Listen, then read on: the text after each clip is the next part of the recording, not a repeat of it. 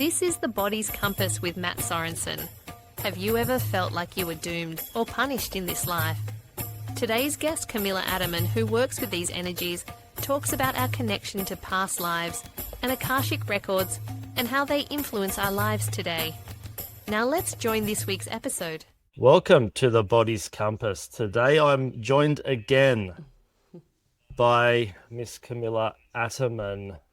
Last time we went deep into several topics and I actually forgot to ask one or two questions. So just so I'm not in any more trouble, I got her back on and we can do a bit of a dance again. Great. Kamila, welcome back. Yeah, thank you, Matt, for having me back. I'm really happy to be here again and talk more about the stuff that I'm so passionate about. So thank you very much. So we're going to go deep today. So Kamila, last time we spoke about the Akashic Records and the collective unconscious being the same kind of similar mechanism. A thought can be defined as any mechanism by which you tune your consciousness into something. Can you explain the mechanism of the Akashic Records and how they can influence us today? Yeah, sure. And actually, I would like to start with the Kabbalion, which lays out the 7 Hermetic principle. And the very first principle is the principle of mentalism. The all is mind, the universe is mental. And what that means in simple terms is that consciousness is primary. It's not a byproduct of matter. It's the foundation from which everything else emerges. So it's like the universe isn't just physical stuff floating in deep space.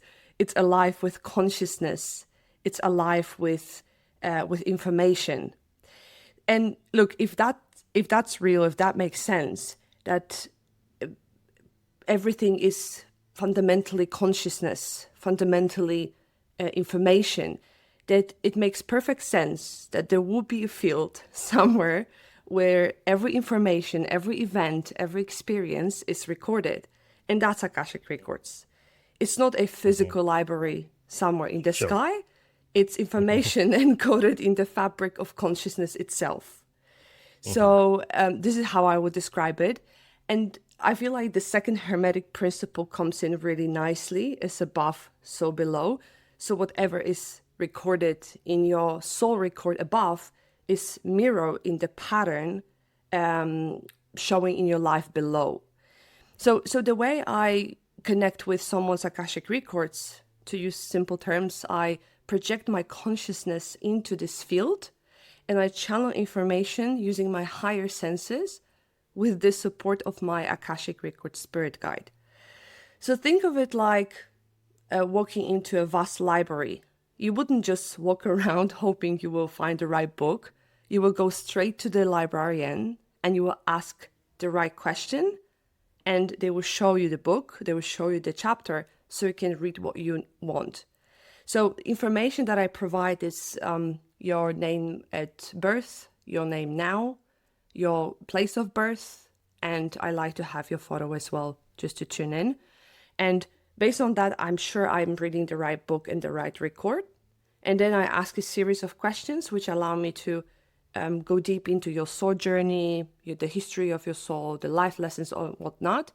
And also any questions that you have, we can dig into those as well.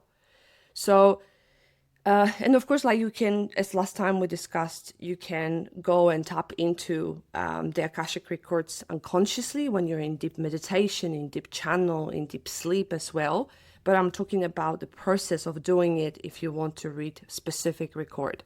So just for anyone listening and interested in reading your own records, just so you know that energetic protection is very, very important, because the moment you tune into the field or do any psychic work, you open up yourself energetically. So, you just need to know certain protocols on how to get in, how to disconnect, so you do not catch any energetic debris. Because it's not all about love and light, on the other side. So we just need to be mindful of that. And you feel grounded, you don't feel lightheaded, you don't feel disconnected. And sometimes it might take a couple of days to shake things off. So it's just be mindful that to have the right training or just read about energetic protection. But by no means everyone can read it and anyone can tap into it. It's a beautiful place. So you can access information pretty much about anything. It's just last time we talked about the future prediction, so I would avoid that just because future is fluid. However, what I like to look into are like practical stuff, let's say patterns that we keep repeating from our past lives. And it's not a rule of thumb, but from my observation, if someone has had 50 plus earthly lifetimes, they usually develop certain patterns. So they so keep coming back doing the same things. So they so wants them to either break the pattern or leverage certain things as well. So, for instance, to give you an example, someone has had multiple lifetimes in roles where they were only valued for what they looked like prostitute, geisha, or only for their talents. So as a result of that, they come here and they might struggle with low self-esteem, self-love. They will be seeking validation from other people. So that's the pattern that I keep repeating. Or let's say I remember I had a client and she had multiple lifetimes doing hard labor. So her belief system is that I need to overwork. I need to work my ass off to get money. So money is only associated with working a lot. And she even called herself workaholic, that if she takes a couple of days off, she feels guilty. She feels like she won't provide for her family, etc. So this is kind of the pattern that she keeps dragging with herself. Another one, someone who has had multiple lifetimes in roles like mother, carer, wife. So when you look at history, that was the role where you were at the bottom of hierarchy. So that person might have people-pleasing tendencies. They might not put themselves first. So that's kind of something that they are dragging again into this lifetime. So these are not just, nice stories to hear. These are real energies running in the background, affecting your relationships, your self-love, self-esteem, your business, your relationship with money and all of that. And I feel like the moment you make something visible, you can change and shift your life.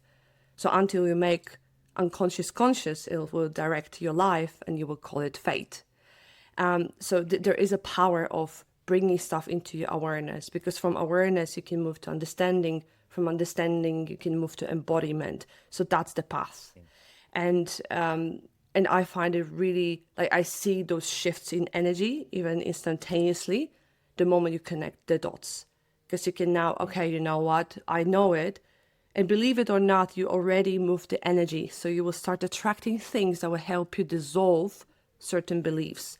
You will tap into certain knowledge, people. The lips of wisdom are closed except to the ears of understanding.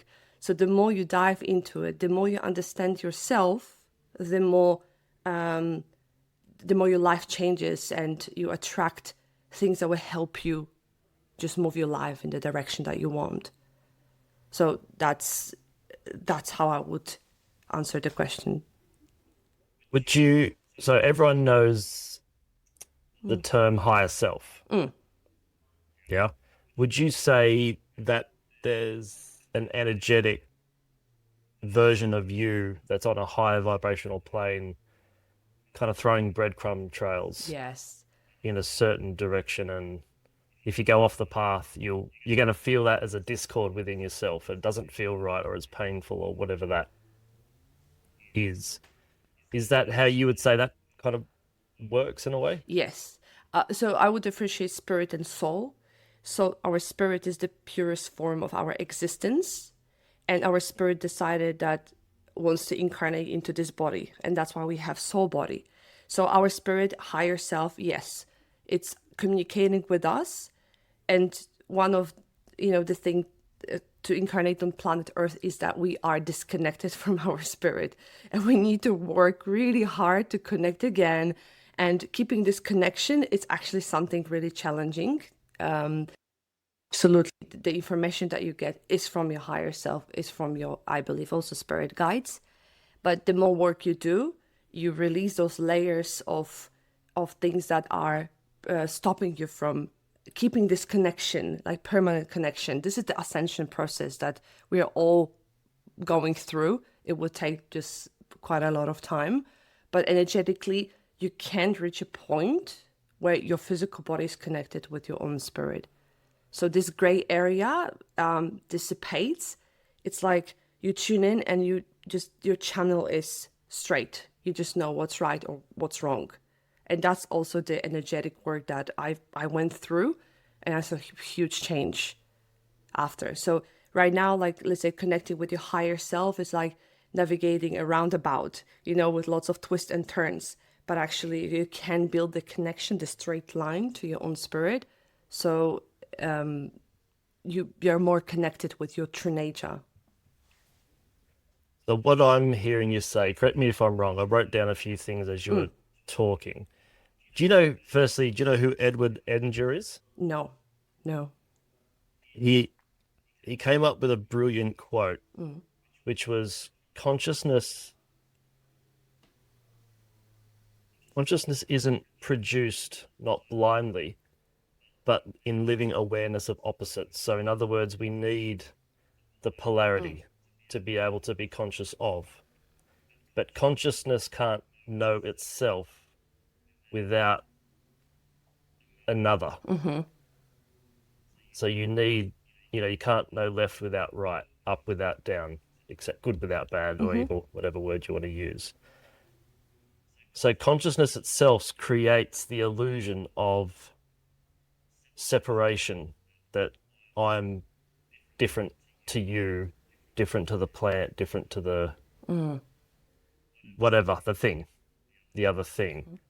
But for consciousness to know itself in every single possible, explore the extreme light, the extreme shadow of itself, it needs to go from the highest vibration, which isn't technically nothing, but it's no thing, create the illusion of something, to then have the experience of the thing, i.e. itself, to get to know itself.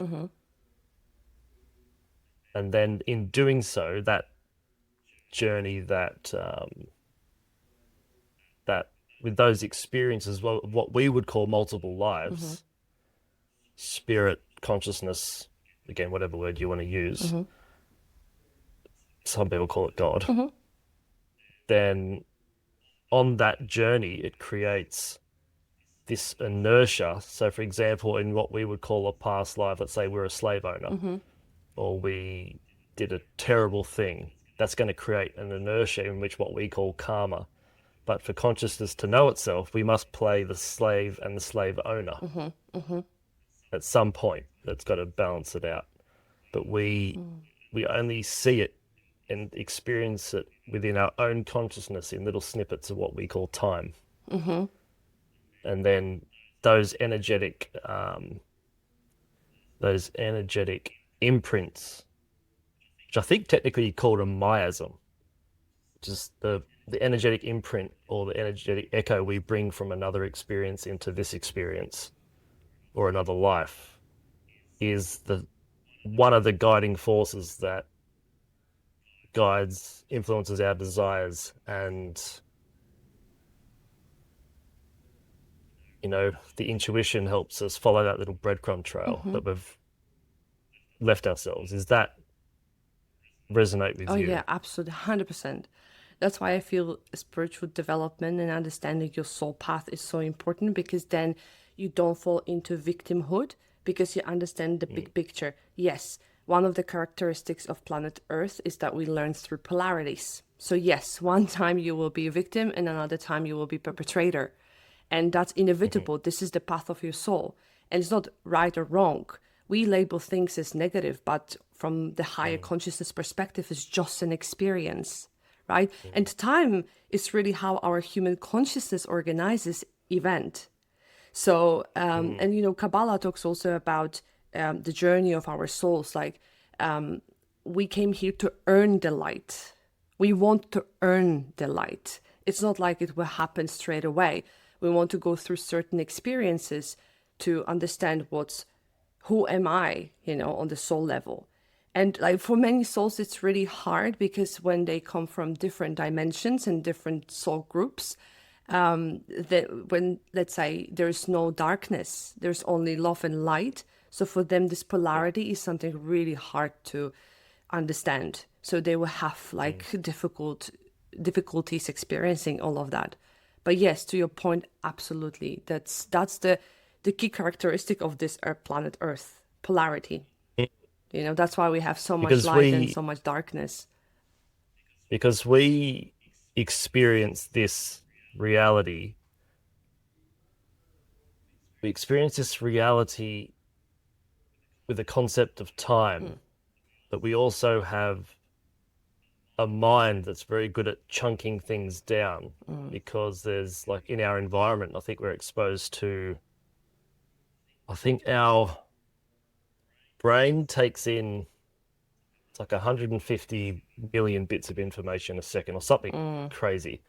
But then it narrows it down to 10 to 100 bits of information per second, which would be overloading to our senses because our current present instruments, i.e. senses, only take in a certain amount of information and are tuned into this specific frequency, which we call Earth, which gives us the experience of time, but we perceive it through the mind. And isn't it interesting that a lot of schizophrenic patients, what we call schizophrenic patients today, shamans and native tribes used to put them up on a pedestal because they had so much information coming in, but their ego couldn't filter it properly. So I know the ego gets a bit of a bad rap, but without the ego, we wouldn't have the experience. Oh, yeah, absolutely. And look, and that's the question, is time an illusion or not? I think that time, you know, we need time to experience this human, you know, experience, this human life, because we live in it, we age in it, but it's not the full picture. You know, it's not the full picture. Time is how we organize those events and stuff around us.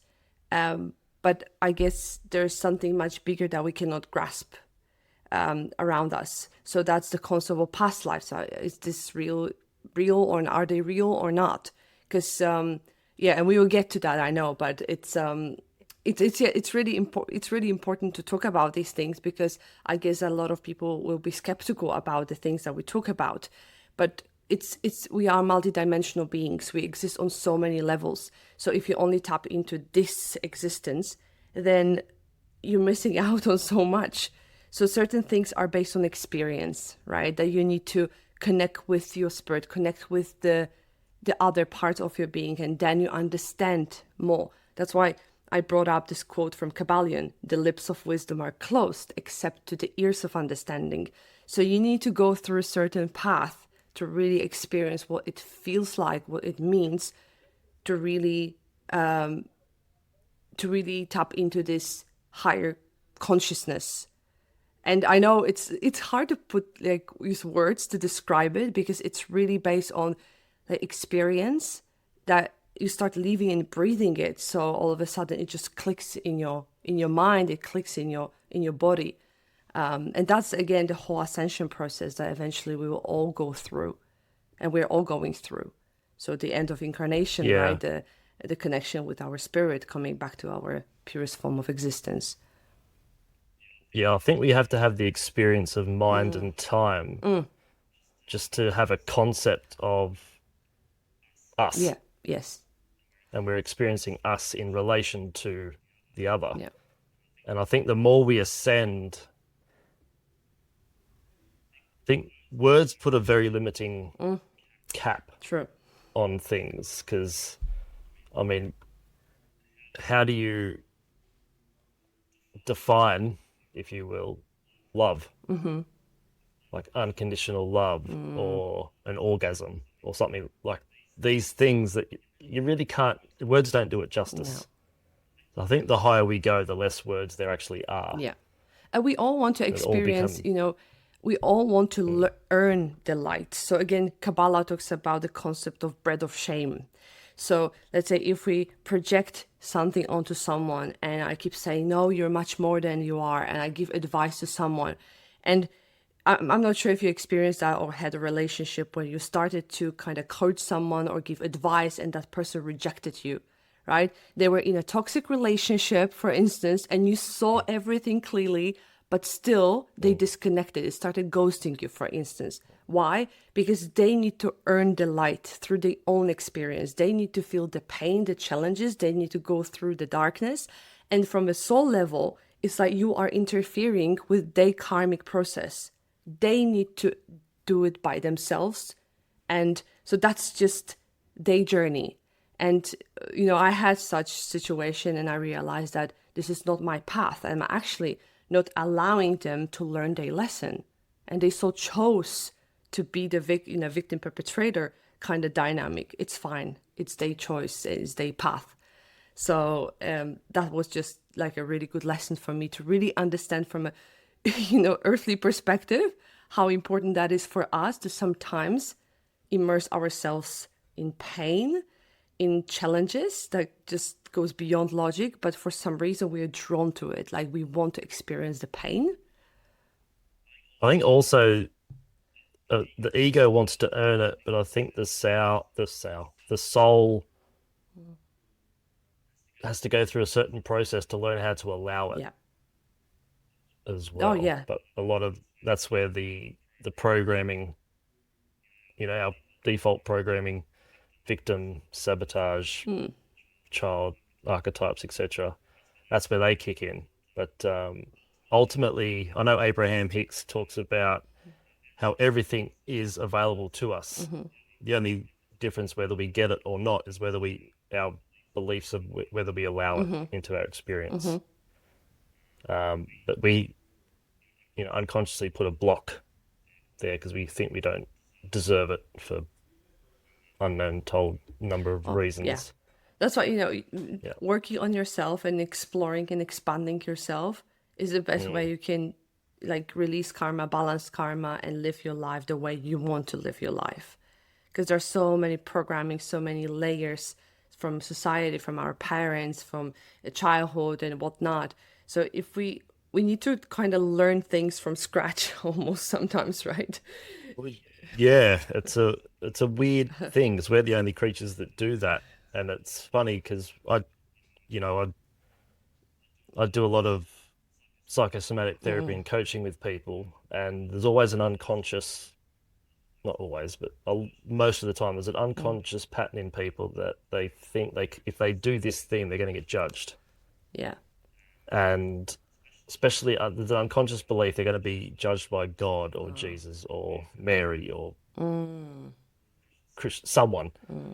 And it's funny because if God is God, then there can't be anyone behind God because God is the name of the blanket we use to put over the mystery. But it stems out of unconditional love. Yeah. Because existence itself is the frequency of love. Yeah. And if it's unconditional love, that means the answer is always yes. Yeah. So if it's always yes, the judgment can't come from a God figure. It has to come from you. Yeah. Because you're the only one who can accept it. But that's the interpretation as well. When you look at all the, Jesus, Buddha, they never said, oh, your king is coming, bend the knee. The message was the kingdom of God is within you. So even when we look at it, everything is within you. They showed us that it's in here. But because, it's so hard for us to love ourselves. How can I love you if I don't love myself? How can I appreciate you if I don't appreciate myself? And because it's so hard to understand this in our mind, it never landed, then we fail, and then we follow the ego path more than our heart. So that's the brain-heart coherence. It's a little bit disconnected. We're connecting it more and more, but still there is a big separation. So that's, Yeah. And a lot of people don't do their own investigations. For example, when Jesus was incarnated, his name wasn't Jesus. His name was Yeshua. It's only when he died he became Jesus, which actually means Christ consciousness, so one with everything. But people just take that as literally gospel. Yeah. I guess. Yeah. Kamila, let's go a bit deeper into what we call past lives.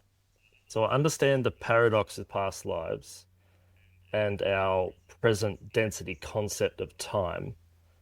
according to several sources, we have consciously evolved through the density earth, water, air, fire, then into plant and animal, and now human, all of which time works a bit different for each.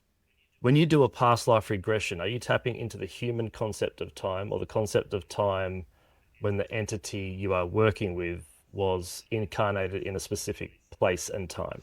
Yeah, this is a very good question. I love it.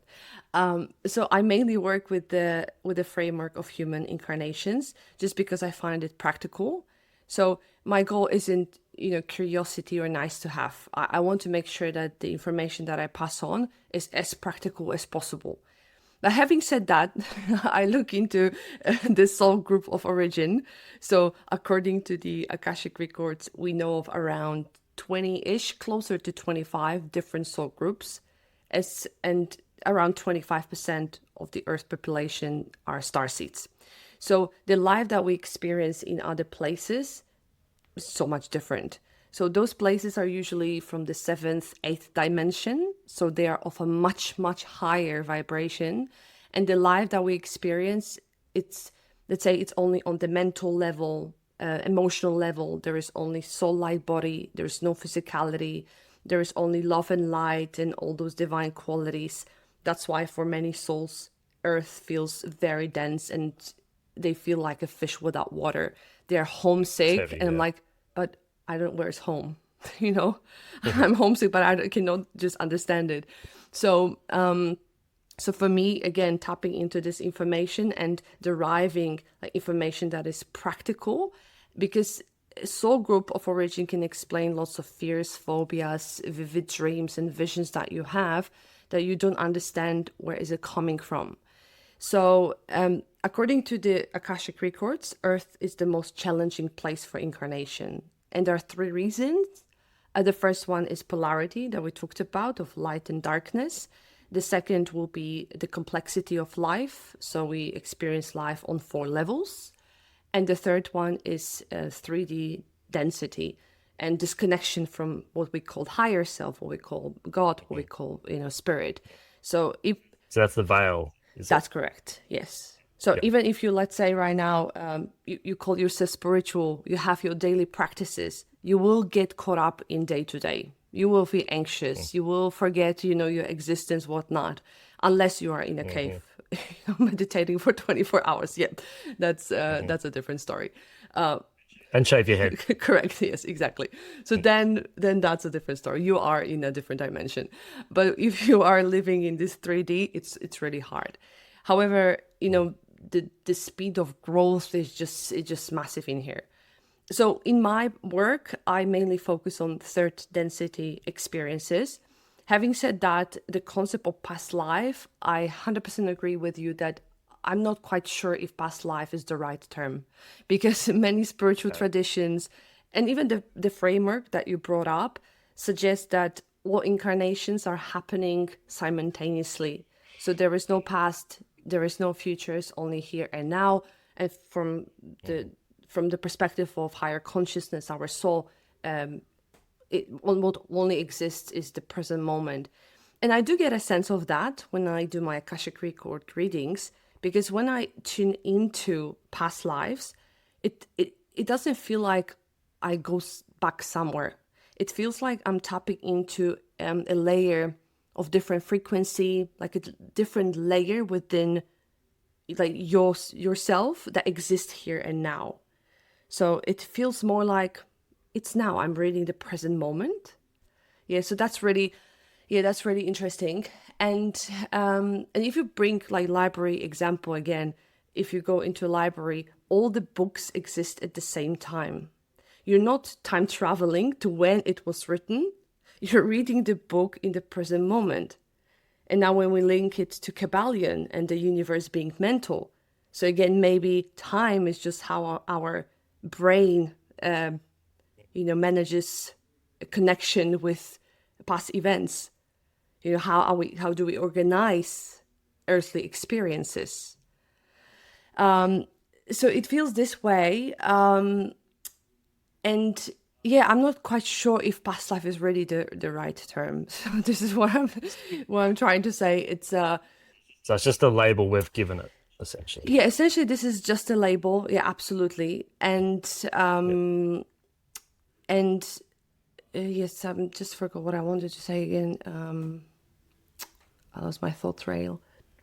Well, while you're finding your thought, I'm just going to add, it makes sense that you wouldn't go back to a plant incarnation, for example, because plants don't judge. Yeah. Animals don't judge. If we were a rock somewhere, It's not practical. Like, that's not going to judge. And even if you think about it, or someone listening will think, why would I care how time is experienced in other densities? Because whether we call it past lives, whether we call it simultaneous experiences, other density incarnations, whatever we label it, it's still the experiences, the energy is affecting you here and now, regardless how we label the timeline it came from. So, and yes, past lives are affecting our present moment, but also our present moment is affecting our past lives, right? So you don't need to focus on like other incarnations. You can just focus on your here and now, because the reality is everything is echo from your past lives. So when I talked about other patterns, they are affecting you. So by clearing yourself, by working on your belief system, balancing your perception, working with your own energy, you are affecting your past lives. And I would tell you about my own personal experience when because I did my own healing journey for 2 years every day. Religiously, I did my self-healings every day for 2 years for 60 minutes or more.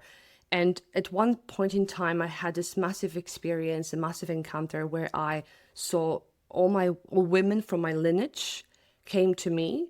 And that was like a moment of gratitude when they kind of shared their gratitude for my healing, for my journey, that my healing is affecting them.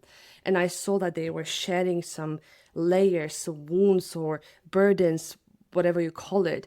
And they were free, And then I realized that I am doing something massive, not only for myself, but for the past generations and for the future generations. So just never underestimate the work that you do. And another example, I was just walking with my coffee, and now I don't drink coffee, but back then I had my coffee. and I was kind of frustrated with myself, with my journey, that I said, I should be doing more, I'm not like impacting people as I want. And then I heard a voice that was a beautiful clairaudience experience. And I heard, if you could only know. And then I heard like butterfly effect, if you could only know. And because we are kind of thinking that, in this 3D, I should be doing more. I want to see those tangible results. But this work goes much, much deeper. And we talked about, our multidimensional nature. So we are literally affecting, it's like a ripple effect, affecting generations in past, affecting generations in future. So I remember Ra saying forgiveness of self and other essentially completely dissolves all karma. But we cannot force feed ourselves forgiveness. No. I feel like forgiveness is a byproduct of your own healing. It just happens the moment you start loving yourself. So you have more space, more capacity to love yourself. So then I can forgive others because, I don't hold grudges. I love something that was wounded within me. But yeah, I 100% agree. It's funny you were talking about,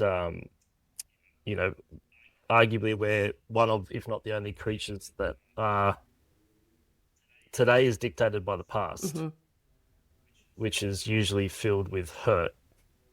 And then we take that hurt from the past today, throw it into tomorrow in our own perception, and it creates fear. Yeah.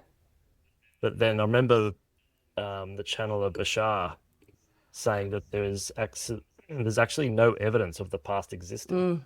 Because you say to people, what evidence do you have of the past? They say, well, it's a memory, but you're remembering it now. You can take a photo, 10 years' time, look at it, but you're looking at it now. So what evidence do you actually have? And if you have a physical scar, for example, but you're looking at it now. You're wearing it now. So it's just a really interesting concept of what we call linear time, I guess. And also a lot of people play on that because they use that as leverage or a power play, which kind of works into my next question. This is the question that I forgot to ask you last time somehow. I've worked with a lot of clients and patients who often say their pain, dysfunction, disease, or crisis is what they call their destiny or their punishment from a higher power. And there's nothing they can do about it. Or they think that my knee hurts because my mum's knee hurt or something like that. So I'd love to hear your perspective on soul paths, soul contracts, and how these are all linked into the Akashic Records and past lives. Yeah. And yes, that question honestly touches me deeply because I feel this is one of the most limiting belief a person might have, because it removes the agency entirely, and no one is ever defeated until defeat has been accepted as a reality. And I like to start with the point that you just mentioned about past life, or even our past events, are they real? How do you know? Because there is a powerful concept or teaching, the law of assumption by Neville Goddard. And essentially, the law of assumption suggests that whatever we consistently assume to be true starts to shape our reality, and we start attracting people, events, circumstances that will help us achieve our intended reality. Because the thing is that our past, our mind cannot differentiate between what's in the past and what's in the present moment. Our subconscious mind cannot distinguish what's real and what's vividly imagined, right? So we can use it as leverage. So the law of assumption essentially says that the moment you set your intention, so for instance, you want to manifest better health, and either you put it on a piece of paper, you say it out loud, you do mini ritual, you do your prayer, and you say, I am healthy, I have healthy body, whatever that is, that's your intention. What Neville Goddard says is that you initiate a bridge of incidents. So these are a series of events that need to happen and to reorganize your current reality. So these events usually might be challenging, uncomfortable. Sometimes they might feel like unrelated. For instance, you manifest more money, and the first thing that happens is that you lose your job. And most people will fail or will give up when they encounter their first bridge. So, and they say, oh, it doesn't work. I ask for X and I receive something totally different. So with the law of assumption, the most important ingredient is certainty. Certainty, trust, and surrender. And this is the same certainty when you're in a restaurant and you order a meal and you know 100% the meal will arrive, right? You don't doubt about it. Don't go to the kitchen. You do not disturb the chef. You're not changing your order. You just set it and you have full certainty that the meal will arrive within 5, 10, 20, or maybe 3 minutes. You never know. So your manifestation, it really depends on your 3D reality. So if you are manifesting something massive like health shift, then it might take longer and you might have more events on the way, but it depends. So this certainty is really important. And another thing are revisions. So revisions are really, really important in the law of assumption. Of course, you will need to practice some manifestation techniques, not necessarily only visualization. So Neville Goddard lists like a couple of them, so you can choose whatever is suitable for you. But the revisions are extremely important. So as I mentioned, our mind doesn't differentiate what's real, what's vividly imagined. So you take unpleasant experiences from your past and you change them to how you wish it had gone. So you're literally changing the event that happened. So if someone, let's say, diminished you and it's a really hurtful experience, you will imagine that that person does something different. Or you, let's say, no, you will never say that to me again. So whatever your subconscious mind will accept. And so you loop this experience multiple times till you convince your subconscious mind that this is real. So it's not to erase the original experience, it's to remove the tension and the emotional charge connected with this experience. So we are talking about experiences anything from 0 to 14, ideally, because this is where our subconscious mind absorbs so much. And then you are literally elevating, you're changing your energy because you are not like connected emotionally to those past events. So just wanted to throw it out there as a food for thought for people who might be struggling and looking for ways to work on the energy. So I found law of assumption to be a beautiful, beautiful way of literally changing yourself. And you observe that you are attracting different people. You are literally, your reality is changing and shifting. So that's one concept I wanted to bring up, especially when it comes to health manifestation. And the second of all, this is really interesting. And again, this is just to bring awareness to how it works. So according to the Akashic Records, before we incarnate, we decide what will be the life focus for this lifetime. And there are 4 different types of lifetimes. So the first one is learning lifetime. So if a soul decides that this incarnation will be my learning lifetime, it means that you will mainly focus on learning. So you will take a bigger chunk of karma and you might go through more challenges in one area or multiple areas of your life. And this is the way you grow in an exponential pace. So if you feel like your life is an uphill battle, that means that you might be in a learning lifetime. The next one is contributor lifetime. So in this lifetime, a soul decides that I want to contribute to the betterment of this planet, of humanity, plants, animals. So I want to do something beyond. I want to do something more than who I am and my own needs. So they will be on a mission. Then we have support lifetime. So support lifetime is where a soul decides that like some part of my life, if not the whole part of my life, will be dedicated to someone else. And we usually see that with parents who have children that need special care, and they literally devote their life to them, supporting them their whole life. So they are in a support lifetime, and their child will be in a learning lifetime. So this is a soul contract before they come here, and that's kind of the agreement. So yes, they are still learning patience and love and all those stuff, but it's more about the other person than themselves. And the last one is holiday lifetime. So I'm sure, we all know, people, when you look at their life, it's just smooth sailing, nothing is happening because they put their karma on ice. They almost came here with no karma. And the whole thing is to rest and rejuvenate and to prepare themselves for the next incarnation. So it's kind of like a preparation phase for the next incarnation. And usually these souls had very challenging past incarnations, usually in a learning or support lifetime. And this is the time for them to, charge my batteries. So this is just something I wanted to bring up that, before we incarnate here, we are involved in the big design. We're designing the broad architecture of our life, and we choose life focus, we choose our parents, we choose country, language, we choose these things to help us fulfill our life lessons to get where we want to get.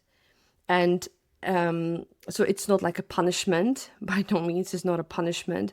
It's just something that our souls designed to do. And it's not like, you came here with hard karma, you have so many struggles, so you're bound to fail. Absolutely not. You are given only the amount of karma and challenges that you can handle, and you can find your way out. It's just for people in learning lifetime, you might need more time, more consistency, more patience. And this is the qualities that you're learning through those experiences. Having said that, I wanted to come back also to future, because I said that future is fluid, it's not set in stone, and 100%, that's true. This is based on my experience, it's true. However, there are certain events that are planned ahead of time. So just imagine that you're traveling from Perth to Sydney. Like Perth is the place of your birth, and Sydney is the moment you will die and you will go to the other side. So it's already like designed. And along the way, this is what I believe, at least what I've experienced, is that there are a couple of escape points, if you will. So if your life go astray and there's no way for your soul to come back on track, your soul might choose to escape a bit earlier. And suicide is not one of the escape points. And so surely you will travel from Perth to Sydney, and you will also have a stopover in Melbourne. So come hell or high water, you will end up in Melbourne. But how you get there, whether you go straight from Perth to Melbourne, or you maybe go first to Darwin, to Brisbane, you fly to Europe, it's up to you. That's the free will. But you will end up in Melbourne. And Melbourne is usually something very significant, oftentimes challenging, oftentimes like a point where your life just changes 100%. It can be meeting like a mentor or someone who would just change everything in your life, or can be some very challenging experience, but this is the way your soul decides, I need to balance this karma. We can balance it by experiencing the same thing, right? So just, to bring that up, it's again, it's not a punishment. It's something that it how it works, when we decide to come here on earth. Having said that, we don't need to only learn by hard and challenging experiences, because pain is inevitable, but suffering is a choice. So if we approach it differently and we change our perception about how we look at things, everything is shifting and changing. And also, if we clear the content of our energy bodies, then we won't attract certain situations. So we don't need to learn through pain. So we can be a step ahead. Yeah. I've written down a lot here as you were talking. I don't know where to start. I've got to start with so there's 4 types of incarnations, we'll say. Learning, contribute, support, holiday. I'm assuming there's no necessary order. No. For that? No. Because when you were explaining the learning, contributing, support, and the holiday, the first thing that came to me was the shamanistic correlation to the seasons. So learning could be attributed to autumn. Yes. Contributing could be spring. The support would be the summer, which is just action.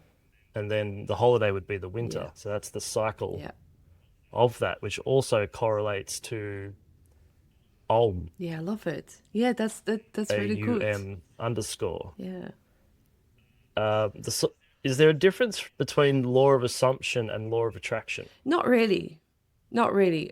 I don't. Yeah, they sound pretty identical. Yeah, pretty identical. Yeah. It's just about consistency. Yeah. Honestly, it's about consistency and dedication when you do the work. Because in law of attraction, as you were saying, I like the restaurant analogy. It's putting a desire out there, but believing it so much is going to come that you start to wear it, and that the thought creates the belief, which then dictates the behavior, which also directs the outcome. And I know they teach in law of attraction that if you believe, I'll get my numbers right here. If you think a thought for 17 seconds straight, which is really, really, really hard to do, especially given our monkey minds that we have today. But if you think a thought for 17 seconds, it's the equivalent of doing 20,000 action items towards the direction of that thought. Oh, wow. And they've proven this in, people in prison who were thinking, I know one guy was in prison for 7 years and pictured playing his favorite golf course every single day, every hole, every stroke, every shot. When he got out of prison, he actually dropped 10 strokes off his handicap just by reinforcing that belief. Yeah. But that belief then goes into the subconscious. And as we spoke about last time, our subconscious believes our beliefs. A belief is just a thought we keep thinking, but it believes our thoughts without bias. Like if you think shit about yourself, Yep. boom, that's what you're going to create for yourself. And if you radiate love, well then that too. So with the subconscious, we have this desire that becomes a little antenna for our experience. So then we're able to shift the antenna to pick up a specific signal, hopefully of what we want. And then that, with that intention, we put that into a field of tension, i.e. polarity, for us to live out and have that experience. And isn't it funny that people that think they're being punished, no one can punish us as good as we can ourselves. And you know, No that's why the law of assumption talks about revisions, as this is such an important ingredient. Because if you're in a holiday lifetime, believe me, you will manifest whatever you want within days, because you have no karma. So you can do whatever you want. Like seriously, this is the best lifetime for any manifestation.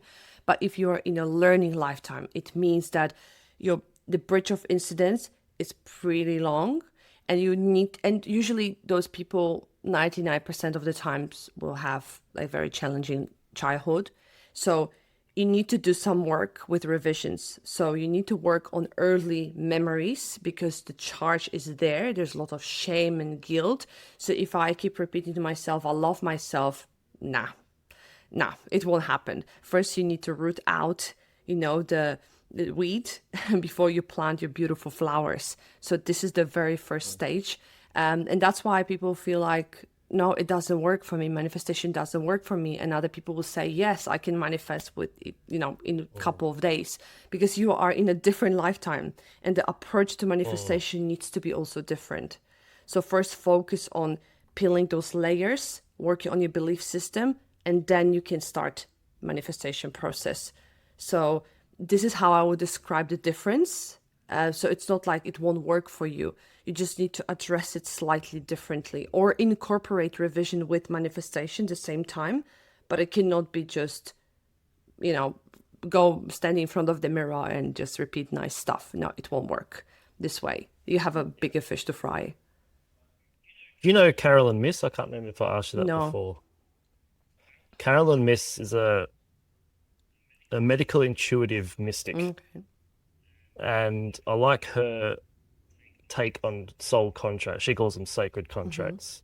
But she says, so as you were saying, before we incarnate, let's say we're at the soul bar, discussing what we're going to do, either learning or contributing or supporting or holidaying.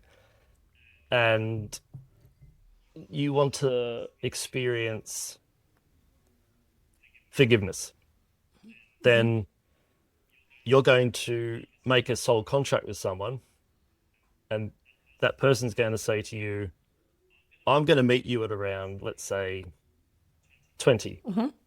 We're going to fall in love, and I'm going to smash your heart into 1,000 pieces. There's your opportunity to forgive. The opposite is also true.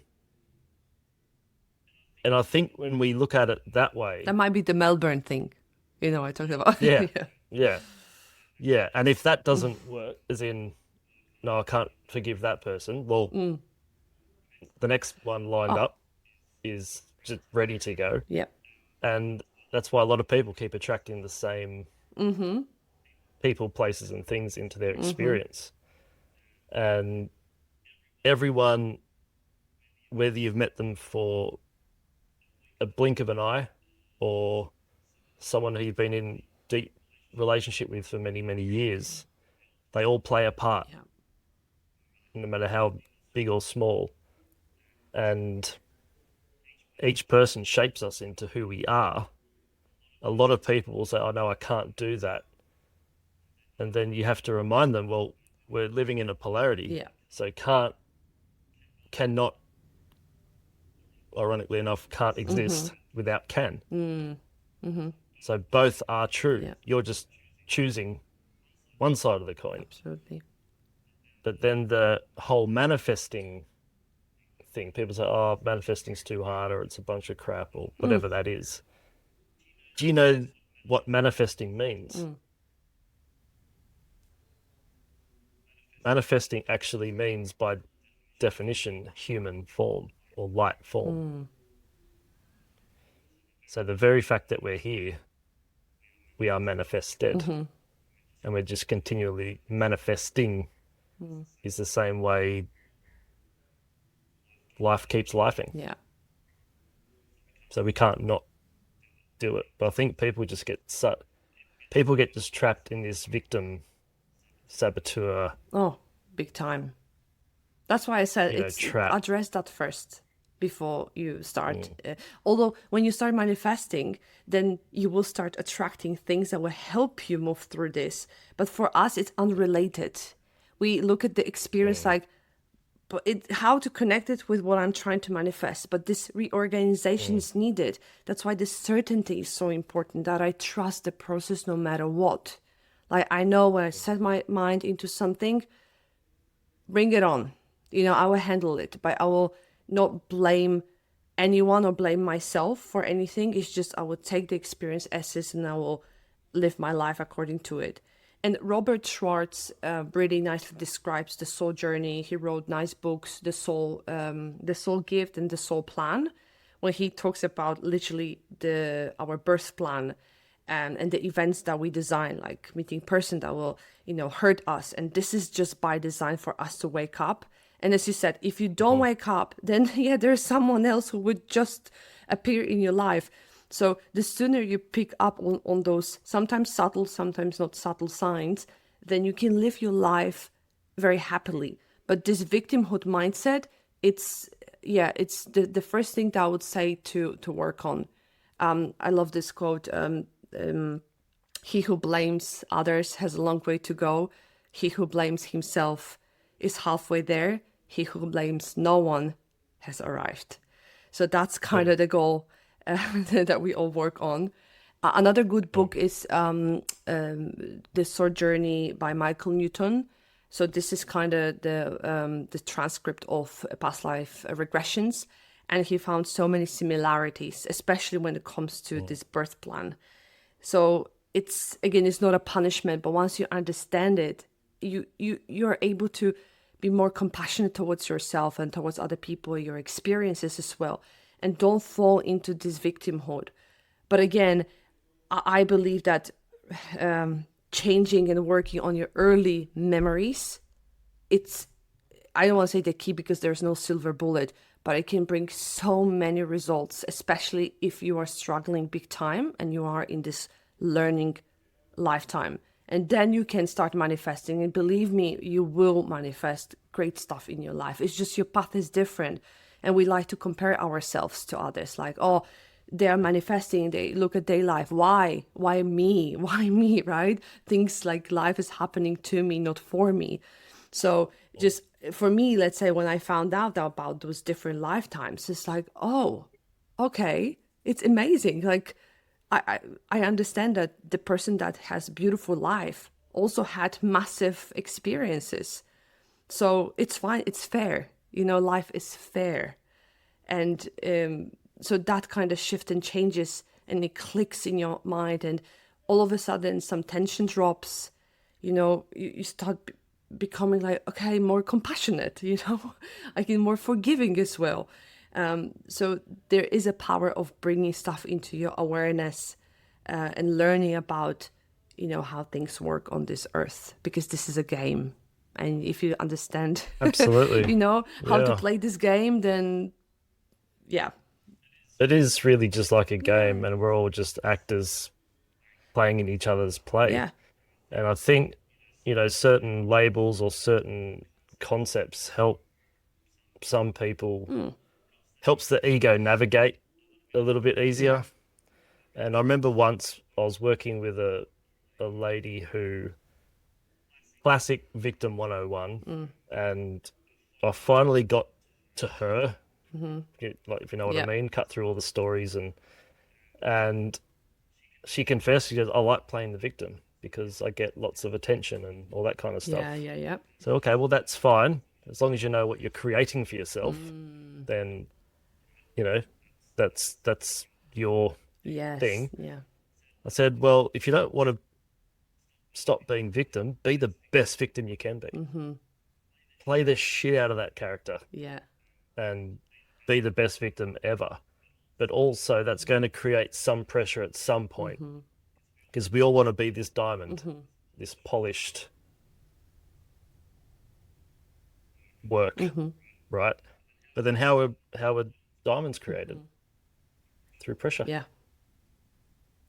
So it can only get that's Melbourne. I'm so glad you brought That's that Melbourne. up. Honestly, I'm so glad you brought that up, because with manifestation, you need to have this willingness to heal, like hand on heart. I am healed. My body is strong. I'm healthy.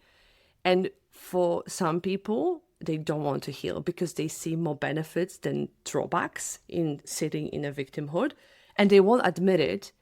But because no, I want to heal. Of course I want to heal.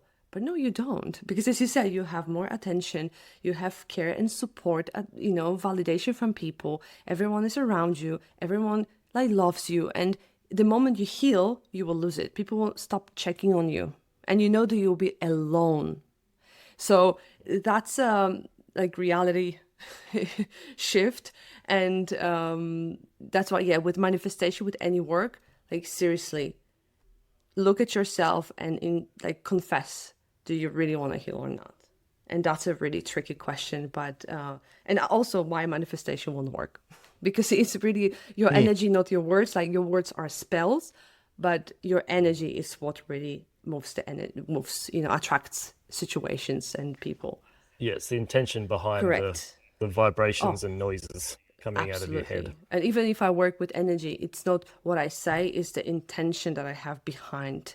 So with if you work with more advanced energies, you focus on anything that happens before you say the word, like the intention. So it's such a, I cannot really describe it, but you're literally communicating with your intention. So it's like moving your arm. I'm not thinking about it. I just move my arm. So my intention moves my arm. So this is how energy works, through intention. And we're interacting with each other's energy all the time. That's why you can go near someone and just, oh no, I don't like them. Yeah. Or that's a person I need to spend time with. Yeah, exactly. It's that field. Yes. Going interacting with us all. So whatever happens before our logical mind kicks in. Yeah. Yeah. And then we start to overthink it, and then it gets unnecessarily complicated. And that's why meditation, meditation or energy work, something that will create this window or expand this window before your mind kicks in, is so important, especially in psychic work. You need to be able to calm your mind and to be able to channel. So that's the kind of the practice. It's like a muscle, so you need to practice it pretty much, I don't want to say every day, but regularly, if you want to be really good at it.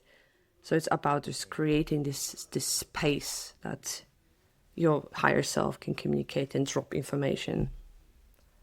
Absolutely. Kamila, I've loved this conversation.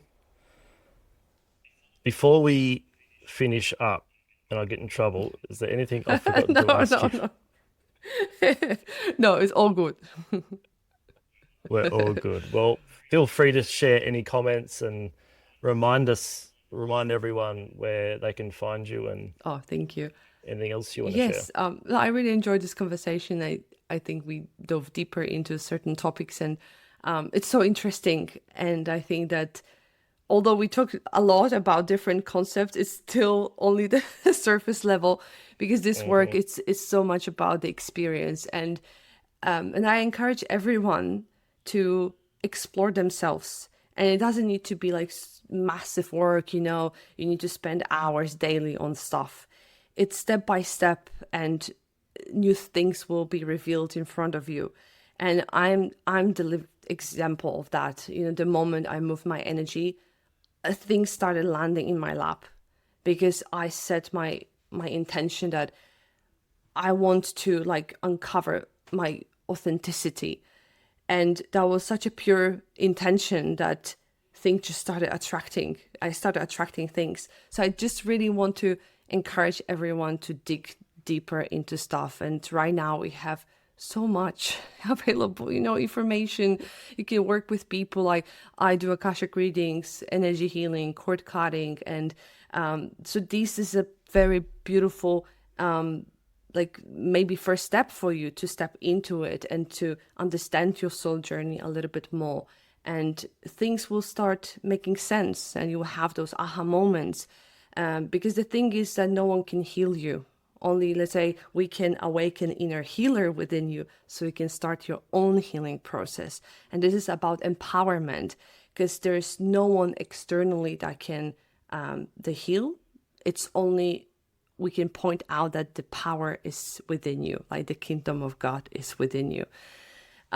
So if you feel drawn to it, my website is KamilaAtaman.com.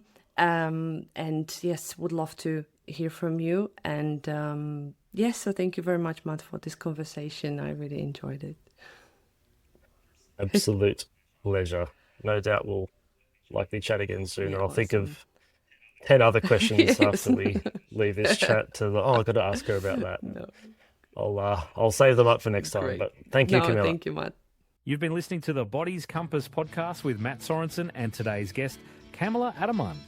You can find Kamila on Instagram at kamila.ataman or her website, www.kamilaataman.com. If you like this week's episode, please consider giving us a 5-star rating and a warm review on the platform you're listening from. Please share this episode with someone you think it might help. If you want to find out more, give us a follow on Instagram at The Body's Compass. Subscribe to Matt's YouTube at Matt Sorensen Live or swing by healhub.net. Thanks for tuning in. Catch you next time.